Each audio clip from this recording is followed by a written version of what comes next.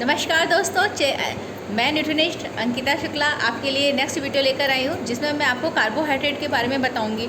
ठीक है, तो कार्बोहाइड्रेट क्या होता है? हमारा सबसे पहले क्वेश्चन होता है कि कार्बोहाइड्रेट क्या है। कार्बोहाइड्रेट एक प्रकार का मैक्रो न्यूट्रिएंट होता है जो शरीर के लिए ऊर्जा का मुख्य स्रोत होता है। हम सभी जानते हैं जो जितना हम कार्बोहाइड्रेट खाते हैं उतनी हमें ऊर्जा मिलती है। लेकिन क्या है कार्बोहाइड्रेट? तो कार्बोहाइड्रेट एक प्रकार का मैक्रो न्यूट्रिएंट होता है। ये कार्बन प्लस हाइड्रोजन से मिलकर बनता है। इसके अंतिम दो अनुपातिक मिश्रण से जल बनाया जाता है। वे पदार्थ जो जल में हाइड्रोक्सी एल्डिहाइड या पॉलीएल्डिहाइड कीटोन हैं अथवा वे पदार्थ जो जल में अपघटित होने पर ये यौगिक देते हैं कार्बोहाइड्रेट कहलाते हैं। जो पदार्थ जल में अपघटित होते हैं वो कार्बोहाइड्रेट जो जल में अपघटित होने पर यौगिक बनाते हैं कार्बोहाइड्रेट कहलाते हैं। जैसे कार्बोहाइड्रेट का जो हम यदि सूत्र की बात करें तो इसका सूत्र है CnH2NON। फिर से मैं रिपीट कर रही हूँ, CnH2NON। ये इस प्रकार का सूत्र है कार्बोहाइड्रेट का। कार्बोहाइड्रेट के कुछ प्रकार होते हैं जैसे कि शर्करा, स्टार्च और फाइबर। ये एक प्रकार के कार्बोहाइड्रेट के कुछ प्रकार हैं। फ़ायदे क्या होते हैं अगर हम कार्बोहाइड्रेट खाते हैं? तो आप सभी को पता है, तो मेरे कमेंट्स बॉक्स पर जाकर जरूर लिखिएगा कि कार्बोहाइड्रेट को खाने से फ़ायदे क्या होते हैं। सबसे पहले आप सभी जानते हैं शरीर को ऊर्जा देता है। हम जितना ज़्यादा कार्बोहाइड्रेट खाते हैं उतनी ज़्यादा हमें ऊर्जा मिलती है। कभी देखिएगा अगर आप कार्बोहाइड्रेट नहीं खाते हैं ना अपने खाने में, यदि आप चावल को सम्मिलित नहीं करते हैं, आप आलू नहीं खाते हैं, आप थोड़ी सी कम मात्रा में आटा लेते हैं, सब प्रकार के कार्बोहाइड्रेट हैं अलग अलग प्रकार के, तो कभी कभी हमको आलस आता है, कमजोरी बनी रहती है, हमारा शरीर दिन भर ही थका थका सा महसूस करता है। इसीलिए अपने भोजन में कार्बोहाइड्रेट का लेना बहुत ज़्यादा ज़रूरी है। तो सबसे पहला काम तो आप सभी जानते हैं, ऊर्जा देना। मस्तिष्क हो गया। दूसरा काम होता है कार्बोहाइड्रेट के फ़ायदे क्या होते हैं? जो हमारा मस्तिष्क है, जो हमारा दिमाग है, जो हमारे गुर्दे हैं, जो हमारे हृदय की मांसपेशियाँ हैं, जो हमारा केंद्रीय, ये देखिए पूरा जो केंद्रीय तंत्रिका तंत्र है, ये एक ईंधन देते हैं। केंद्रीय, चाहे आपका मस्तिष्क में हो, हृदय में हो, गुर्दे में हो, सब प्रकार के ये ईंधन का मतलब क्या होता है? ऊर्जा देना, ऊर्जा देते हैं। तीसरा एक प्रकार का उपयोग इसका ये है कि रक्त शर्करा और इंसुलिन के चयापचयन को नियंत्रित करने में भी मदद करता है। रक्त शर्करा, रक्त है, और शर्करा चीनी, और इंसुलिन, ठीक है, इसका जो चयापचय का मतलब होता है चयापचय पाचन को भी नियंत्रित करता है। कोलेस्ट्रॉल और डाइग्लिसराइड, ये सब केमिस्ट्री में आपने पढ़ा होगा 11th और 12th क्लास में। वही कुछ चीज़ें हैं जो मैं आपको बता रही हूँ। ये कोलेस्ट्रॉल और डाइग्लिसराइड, जो कोलेस्ट्रॉल होता है और डाइग्लिसराइड के चयापचयन में भी ये भाग लेता है। ठीक है, ये भी एक प्रकार का कार्बोहाइड्रेट ही है।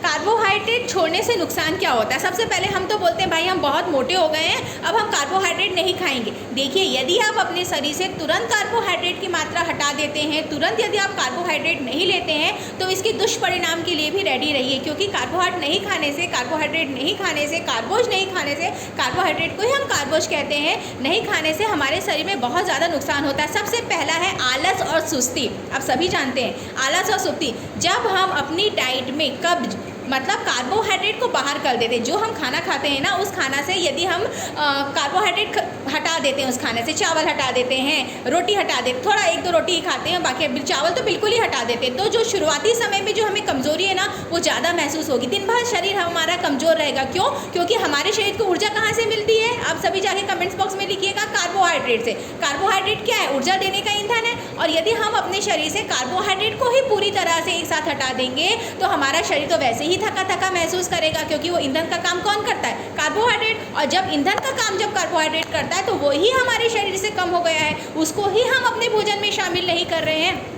इसलिए हमारा शरीर ज़्यादा थका महसूस करता है, शरीर को ऊर्जा नहीं मिलती, और ऊर्जा अन्य पोषक तत्वों पर निर्भर हो जाता है। हमारा शरीर जो हम कार्बोहाइड्रेट से जो ऊर्जा मिलती है वो नहीं मिल रही, क्योंकि हमने चावल और अन्य जो पदार्थ है कार्बोहाइड्रेट के वो हटा दिए। आलू हो गया, शर्करा हो गई, ये हटा दी। अब हमारा जो शरीर है ना, दूसरे ऊर्जा के स्रोतों पर डिपेंड कर देता है। तो उतने ज़्यादा जितना आपको चावल, आलू, ये कम खाइए, ज़्यादा मत खाइए, कम खाइए। लेकिन ऐसा नहीं कि एकदम से छोड़ दीजिए। एकदम से छोड़ने के बाद आपका शरीर बिल्कुल भी काम करेगा नहीं ढंग से, क्योंकि ऊर्जा तो वही देते हैं। ठीक है, वजह से आप पूरे दिन थका थका महसूस करेंगे। यदि कोई व्यक्ति दिन भर में 200 कैलोरीज ले रहा है, याद रखिएगा, अगर आप कोई भी व्यक्ति दिन भर में 200 किलो कैलोरीज ले रहा है, उसमें से ले रहा है उसमें उसे 325 से 335 ग्राम कार्बोज ज़रूर शामिल करना चाहिए। अगर मैं 2000 कैलोरीज ले रही हूँ ना, तो मुझे अपने भोजन में 225 से 235 कार्बोहाइड्रेट को शामिल करना ज़रूरी है, तभी मुझे ऊर्जा मिलेगी। इतना तो मेरे डाइट में होना ही चाहिए। अधिक भूख लगना, दूसरा नुकसान ये होता है अधिक भूख लगना।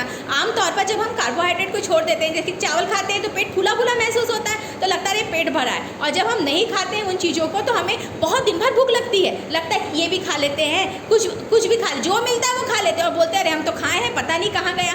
कहीं गया नहीं है, वो ऊर्जा है ना आपके शरीर से आपने नहीं खाई है, चावल नहीं खाया है और अन्य चीज़ें से कार्बोहाइड्रेट मिलते हैं वो नहीं खाए, इसलिए आपको महसूस नहीं हो रहा है, आपका पेट भरा भरा सा महसूस नहीं हो रहा है। आमतौर पर जब आप एक स्वस्थ आहार की ओर, जैसे कि दाल हो गया, नट्स हो गई, सब्जियां हो गई, फल हो गई शामिल करते हैं, तो इसमें कुछ हद तक फाइबर और कार्ब्स होते हैं। फाइबर और कार्ब्स मतलब कार्बोज होते हैं जो आपके पेट को भर देते हैं, ठीक है। लेकिन ये आपको पूरी तरह से नहीं संतुष्ट कर पाते, क्योंकि भूख लगती ही रहती है। क्यों? क्योंकि आपने अपने भोजन में जैसे चावल हो गया, ये चीज़ों को सम्मिलित नहीं किया है।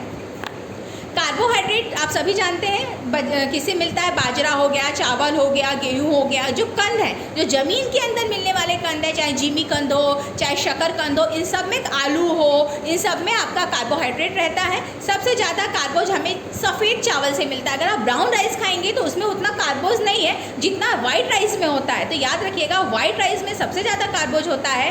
आटा में, ब्रेड में, चीनी में, शहद में, ग्लूकोज में, फ्रक्टोज में, सुक्रोज में, ये सब में क्या होता है, कार्बोहाइड्रेट होता है। और हम फल की बात करें तो सभी को पता है कि फल में जो कार्बोहाइड्रेट है सबसे ज़्यादा बनाना में होता है, सेव में होता है, सेव में थोड़ा कम होता है, लेकिन जो बनाना है, उस केला है, उसमें सबसे ज़्यादा होता है, एप्पल में थोड़ा कम, और आपका हो गया संतरा हो गए, और विभिन्न प्रकार के जो फल होते हैं इसमें सब मात्रा में कार्बोज ज़्यादा से ज़्यादा रहते हैं। इसीलिए अपने डाइट में थोड़ा थोड़ा करके ही खाना चाहिए, 4 बार खाना चाहिए। ये नहीं कि एक बड़ी सी हमने थाली ली और उसमें चावल, नहीं, आप उसको खाइए, लेकिन पार्ट कर करके खाइए। हर खाने को तोड़ के खाना ज़रूरी है, जिससे हमारे भोजन का पाचन अच्छी तरीके से हो सके। नहीं, आप जानते हैं जब हम नुकसान क्या होता है, जब आप एक्सरसाइज करने जाते हैं ना जिम, तो आपने ऊर्जा तो ली नहीं है, किसको कम करने गए? हम ऊर्जा को कम करने गए ना। वेट, बार बार हम साइकिलिंग कर रहे हैं, तो भाई मेरे शरीर से ऊर्जा ही कैसे निकलेगी जब मैंने कार्बोज खाई नहीं है? तो मेरा शरीर फिर जिम से आने के बाद थक जाएगा। तो जब मैं मोटा, फैट कैसे होगा मेरे बॉडी में? होगा ही नहीं, क्योंकि मैंने कार्बोज अपने में शामिल किया ही नहीं है।